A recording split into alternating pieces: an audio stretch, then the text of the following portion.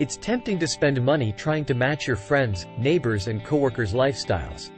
But keeping up with the Joneses leads to overspending and debt. Here are 5 tips to live within your means. First, get clear on your own family's financial priorities.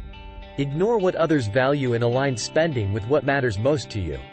Maybe it's saving for college, travel, or retirement. Construct a realistic budget tailored to your income and goals. Just because your peers drive luxury cars doesn't mean you should overextend your budget. Know your limits. Limit social media use if it fuels dissatisfaction by promoting unrealistic, glamorized lifestyles. Curate your feed to inspire goals within your means. Find free and low-cost ways to enjoy quality time with friends and family. Potlucks, game nights, picnics in the park provide connection without huge price tags. Focus on gratitude for what your income affords rather than envy of those with more. Appreciate your own financial progress. Comparison distorts perspective.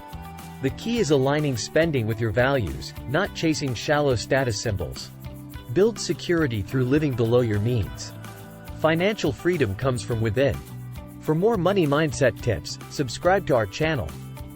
Let go of keeping up with the Joneses and take control of your finances. Thanks for watching.